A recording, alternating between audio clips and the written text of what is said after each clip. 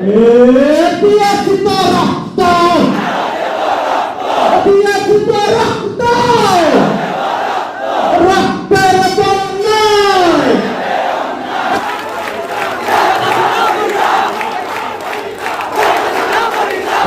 বাংলাদেশে এই ফ্যাসিবাদী ব্যবস্থাকে বিলোপ করতে যদি আবার রক্ত দেওয়ার প্রয়োজন হয়, তাহলে এই মৌলভীবাজারের শিক্ষার্থীরা এই রক্ত দিয়ে প্রথম সারিতে থাকবে ইনশাআল্লাহ। এই দেশটাকে ফেলে সাজাতে মৌলভীবাজারের শিক্ষার্থীরা অঙ্গীকারবদ্ধ। তাদের স্লোগানের মাধ্যমে তারা এটা জাতির সামনে প্রমাণ করে দিয়েছে। সম্মানিত ভাইরা, আমরা আমাদের আন্দোলন কি শেষ হয়ে গেছে? আমাদের সংগ্রাম কি শেষ হয়ে গেছে? নাকি আমরা আমাদের বাংলাদেশটাকে আবার নতুন করে যতক্ষণ পর্যন্ত না সাজাতে পারি ততক্ষণ পর্যন্ত আমাদের সংগ্রাম চলবে? আমাদের সংগ্রাম কি চলবে না? আমরা আমাদের গণ-অভ্যুত্থানের ঘোষণাপত্রে সুস্পষ্ট ভাবে বলে দিয়েছিলাম, আমাদের লক্ষ্য শুধু ফ্যাসিবাদ, ফ্যাসিস্ট শেখ হাসিনার পতন নয়, বরং এই 15 বছরে ফ্যাসিস্ট শেখ হাসিনা যে বন্দোবস্ত রেখে গেছে, যে ব্যবস্থা রেখে গেছে, এই ফ্যাসিবাদী ব্যবস্থার সম্পূর্ণ বিলোপ নিশ্চিত করা। বাংলাদেশের প্রত্যেকটি জায়গা থেকে এই ফ্যাসিস্ট হাসিনার দোষরদেরকে সম্পূর্ণরূপে উৎখাত করা। আমরা সত্যিকার অর্থে বলে দিতে চাই, খুবই পরিষ্কার ভাবে, সুস্পষ্ট ভাবে বলে দিতে চাই, কোন ফ্যাসিস্টের দোষরদের জায়গা এই বাংলাদেশে হবে না। আমরা বারবারই দেখি এই গণ-অভ্যুত্থানের পরে এই ছাত্র জনতার বিজয়কে অনেকে মেনে নিতে পারেনি। তাদের অনেকে অন্তর জ্বালা শুরু হয়ে গেছে। তারা দেশের বাইরে বসে তারা আমাদের দেশের মধ্যে বিশৃঙ্খলা করার ষড়যন্ত্র করে। তারা এই বিপ্লবের পরে তারা এই বিপ্লবকে মেনে নিতে পারেনি। তারা বলতে চেয়েছে বাংলাদেশে নাকি সংখ্যালঘুদের উপর নির্যাতন হয়, কিন্তু আমরা প্রমাণ করে দিয়েছি এই দেশ একটি সম্প্রীতির বাংলাদেশ। এই দেশের সনাতনী ভাই বোনেরা তাদের দুর্গোৎসবের টাকা যখন ফেনীতে, নোয়াখালীতে, কুমিল্লায়, করোনায় মানুষ মারা যাচ্ছিল, তাদের জন্য সহযোগিতার জন্য পাঠিয়ে দিয়েছিল আসুন্না ফাউন্ডেশনের মাধ্যমে। আমরা দেখেছি ঢাকা বিশ্ববিদ্যালয় টিএসসিতে বৈষম্য বিরোধী ছাত্র আন্দোলনের যে গণত্রাণ সংগ্রহ কর্মসূচি ছিল, সেখানে ধর্ম, বর্ণ, সকল ধর্ম, মত, বর্ণ নির্বিশেষে, এমনকি আমাদের তৃতীয় লিঙ্গের যারা ভাই বোনেরা আছেন তারাও কিন্তু আমাদের সেই গণত্রাণ সংগ্রহ কর্মসূচিতে অংশগ্রহণ করেছেন, কাজ করেছেন। সুতরাং এটা বিশ্ববাসীর কাছে স্পষ্ট যে বাংলাদেশ সম্প্রীতির বাংলাদেশ, বাংলাদেশ সৌহার্দ্যের বাংলাদেশ। কোন বিদেশে বসে যদি কেউ ষড়যন্ত্র করে, বাংলাদেশের জনতা ঐক্যবদ্ধভাবে তাদেরকে প্রতিরোধ করে চলবে, তাদের বিরুদ্ধে ভয়ের জারি রাখবে, আওয়াজ জারি রাখবে। আমরা এরপরে দেখেছি তারা বিভিন্ন ভাবে আমাদের বিরুদ্ধে অপপ্রচার চালাচ্ছে। যখন তারা টুম্বুর বাঁধ খুলে দিয়েছিল, ফেনী অঞ্চলে, নোয়াখালী অঞ্চলে কি আমার সনাতনী ভাই বোনেরা নেই? তারা পানি ছাড়ার সময় কি খেয়াল করেছে এই পানি হিন্দুর বাড়িতে ঢুকবে না, শুধু মুসলমানের বাড়িতে ঢুকবে, এরকম কিছু বলেছে পানি ছাড়ার সময়? নাকি এই পানির যে রাজনৈতিক বন্যা তারা সৃষ্টি করেছে, এই বন্যার যে সংকটটা তৈরি হয়েছে, এই সংকটে বাংলাদেশের সর্বস্তরের জনগণ ঢুকেছে না? সেখানে কি হিন্দু মুসলমান ছিল?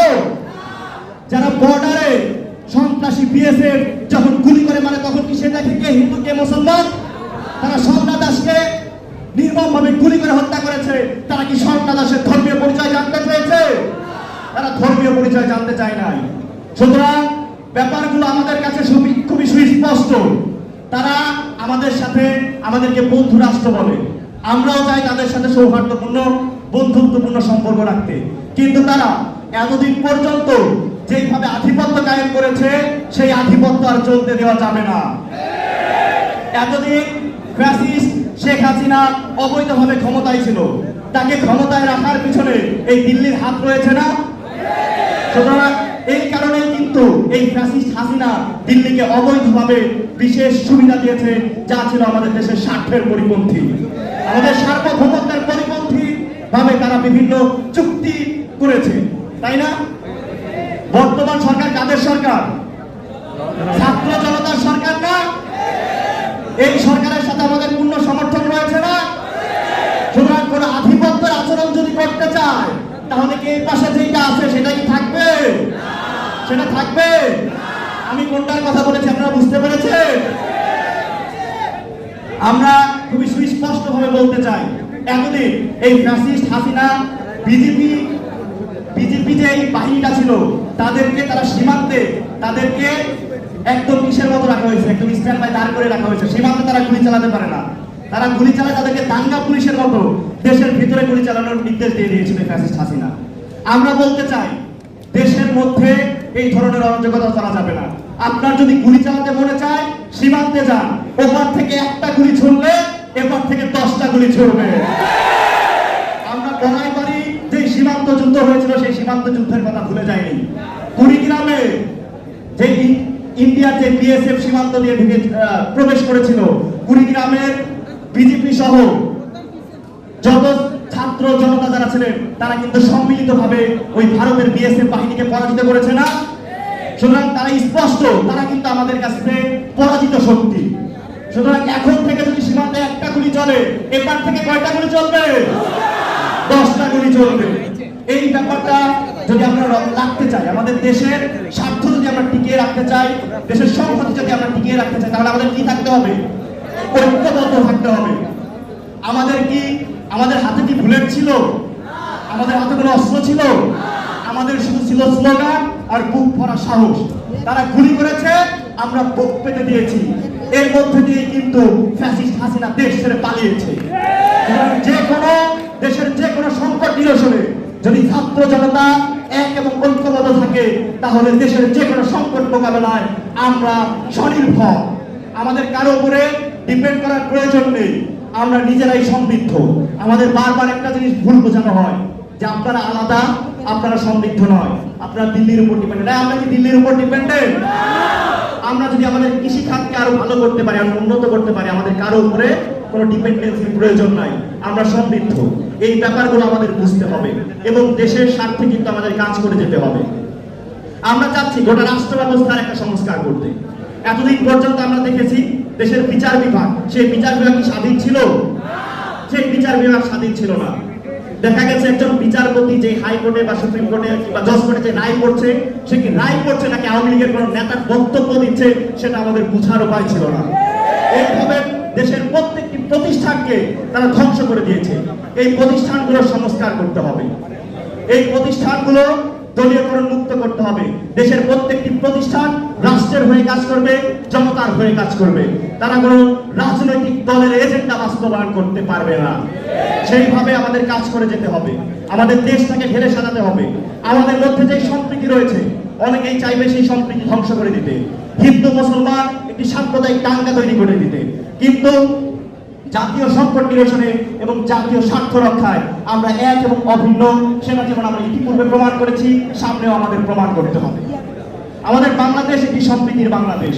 সেই বাংলাদেশে, এই বাংলাদেশে যেমন ভাবে মসজিদ, মন্দির, গির্জা প্যাগোডা থাকবে, তেমনি ভাবে হিজাব, দাড়ি, টুপি, টিকলি সবকিছুই এই বাংলাদেশে থাকবে।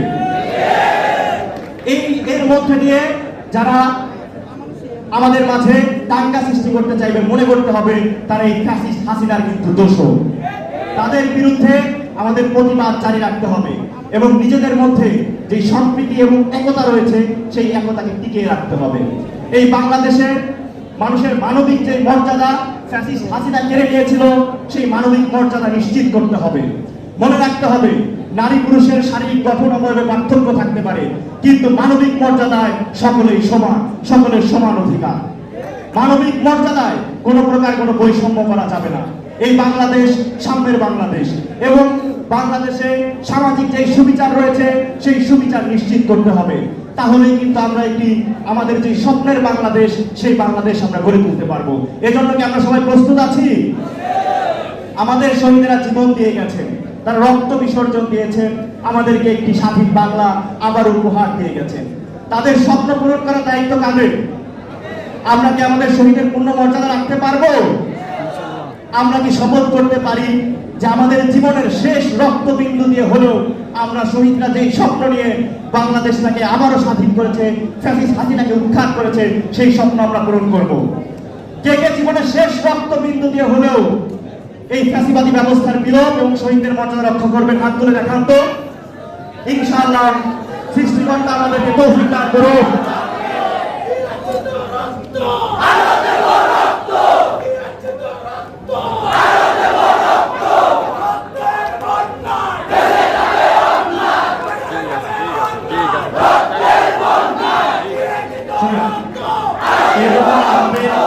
কাজ করে যেতে হবে, ঐক্যবদ্ধ থাকতে হবে।